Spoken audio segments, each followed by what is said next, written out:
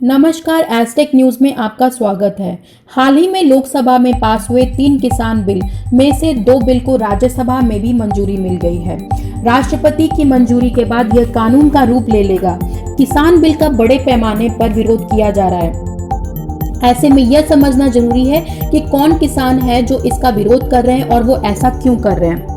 राज्यसभा ने 2 किसान bill, farmers producers trade and commerce bill 2020 और farmers agreement on price assurance and farm services bill 2020 को मंजूरी दी है। हालांकि किसानों का विरोध जारी है।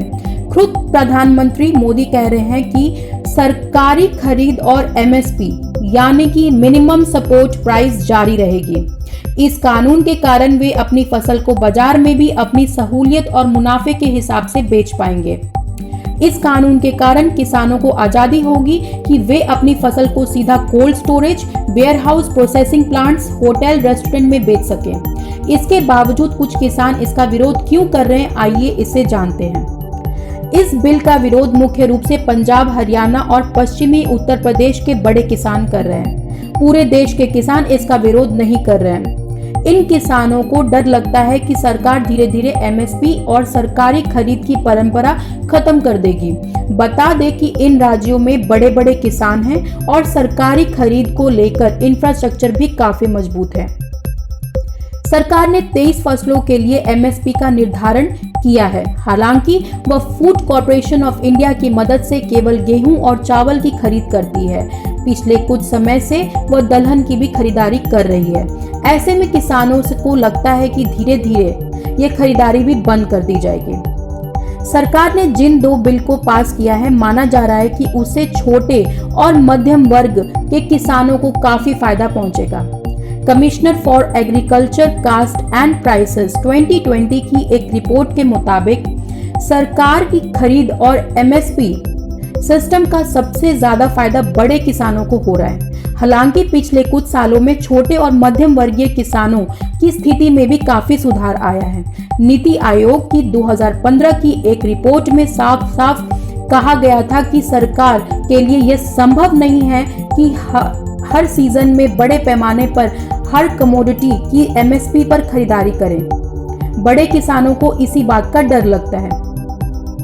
जैसा कि आप जानते हैं कि सरकार केवल गेहूं और चावल की एमएसपी पर खरीदारी करती है। दलहन और अन्य फसलों की खरीदारी ना के बराबर होती है। यही वजह है कि पंजाब, हरियाणा के बड़े बड़े किसान केवल गेहूं और चावल की खेती करते हैं। इसके चक्कर में दलहन और तिलहन का रकबा काफी घट गया है। पंजाब और हरियाणा में खेती में पानी का इतना इस्तेमाल हो रहा है कि ग्राउंड वाटर का बहुत बुरा हाल हो गया है। ये किसान ज्यादा मुनाफा के चक्कर में केवल ये 2 फसलें करते हैं। एमएसपी पॉलिसी के कारण फूड कॉर्पोरेशन ऑफ इंडिया के पास ओवर स्टॉक है। चावल और गेहूं गोदाम में सड़ रहे हैं, इसके बावजूद खरीदारी की जाती है। दूसरी तरफ दाल का औसत कंजप्शन भी काफी घट गया है। आइए जानते हैं पटना बिहार की एक रिपोर्ट। तेजस्वी ने केंद्र और राज्य सरकार पर निशाना साधते हुए कहा कि इस बिल के कारण किसान हताश, निराश और लाचार हैं। उन्होंने कहा कि इस बिल ने अन्नदाताओं को तोड़ दिया है, किसान और गरीब होता जाएगा। इस बिल को हर हाल में सरकार को वापस लेना चाहिए। वहीं दूसरी ओर सड़कों पर उतरे पप्पू यादव ने सांसद के पास हुए कृषि से जुड़े तीनों विधेयकों को किसान विरोधी बताया। ट्रैक्टर पर बैठकर वे इनकम टैक्स गोलंबर से डाक बंगला चौराहा तक गए और अपना विरोध जताया। वहीं दूसरी ओर कृषि सुधार से जुड़े विधेयकों को लेकर विपक्षी दल लगातार सरकार पर हमला करते हुए इन विधेयकों को किसान और कृषि विरोधी बिल बता रहे हैं। राज्यसभा में कृषि विधेयकों पर सत्ता और विपक्ष में बहस चल रही है।